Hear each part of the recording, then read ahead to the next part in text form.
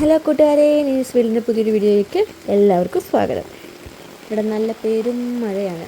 അപ്പോൾ ഞങ്ങൾ വിചാരിച്ച് ഈവനിങ്ങിൽ എന്തെങ്കിലും കടികളൊക്കെ ഉണ്ടാക്കി ചായ കുടിക്കാമെന്ന്. അതിനുവേണ്ടി കറിവേപ്പില പൊട്ടിക്കാൻ പോയതായിരുന്നു. ഞങ്ങളുടെ അവിടെ കുഞ്ഞു ചെടിയുണ്ട്. അത് വരുമ്പോൾ ഓരോന്നായിട്ട് നുള്ളി ഇങ്ങനെ എടുക്കും.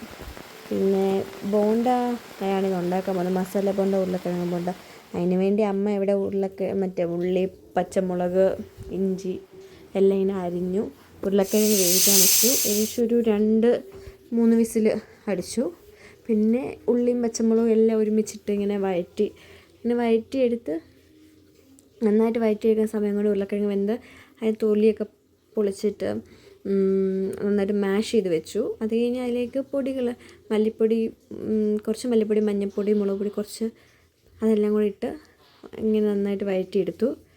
നന്നായിട്ട് മൂപ്പിച്ച് വന്നതിന് ശേഷം നമ്മൾ വേവിച്ച് വെച്ചിരുന്ന മാഷ് ചെയ്ത ഉരുളക്കിഴങ്ങ് കൂടി ഇട്ടിട്ട് നന്നായിട്ടത് ഇളക്കി സെറ്റാക്കി വെച്ചു.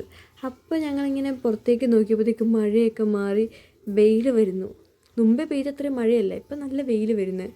അതിന് ശേഷം ഞങ്ങൾ അകത്ത് വന്നു. ബോൾ പോലെ ഓരോ ഉരുളകളാക്കി അങ്ങനെ പോലത്തെ ബോൾ പോലെ മാവിനകത്തിട്ട് അങ്ങനെ ഉണ്ടാക്കി എടുത്താൽ മതി വെച്ച്.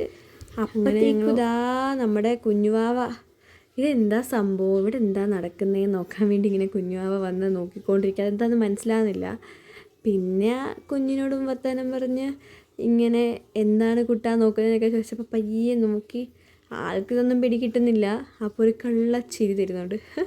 അതിനുശേഷം ഞങ്ങൾ ഇത് പയ്യെ പൊരിച്ചെടുക്കാൻ തുടങ്ങി.